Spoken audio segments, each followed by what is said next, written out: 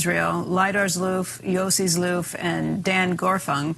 They want to know about the credit card industry. It says, how do you explain the rise in the average credit card interest rate in recent years compared to the federal funds rate? What are the forces that you think might keep it at or around current levels, and what are the forces that might drive it lower in the future? Well, that is not a subject that I'm, obviously it affects American Express to some degree. It affects the banks we own, but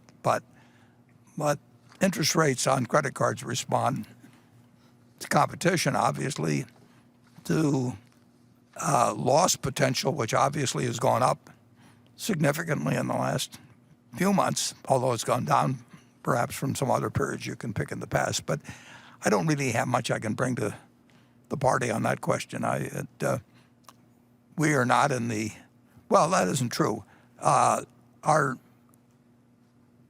furniture companies, a couple of them have their own credit card, although they do a lot of business on other people's credit cards. My general advice to people, I mean, we have an interest in credit cards, but people, I think people should avoid using credit cards as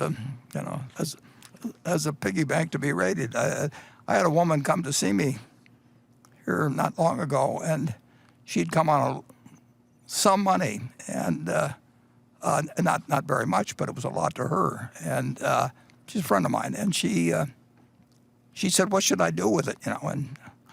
And I said, "Well, what do you owe on your credit card?" And she said, "Well, I owe X." And I said, "Well, what you should do," I don't know what interest rate she was paying, but I think, I think I asked her and she knew, and it was something like 18% or something. I said, "I don't know how to make 18%. I mean, if I owed any money at 18%, the first thing I do with any money I had would be to pay it off. It's going to be way better than any investment idea I've got." And that wasn't what she wanted to hear. And then later on in the conversation, she talked about her daughter, and her daughter had $1,000 or $2,000 or something, and she said, "Well, what should I do with?" And she named the girls money, and I said, "Have her lend it to you." And I mean, if you're willing to pay 18% or whatever, I mean, she's not going to find a better deal. I'll lend you money. It just doesn't make sense. You can't go through life, borrowing money at those rates and be better off. So I encourage everybody. It's contrary to my own or Berkshire's interests in certain cases, and the world is in love with credit cards. But I would suggest to anybody that the first thing they do in life is not only, they can get to something else later on, but don't be paying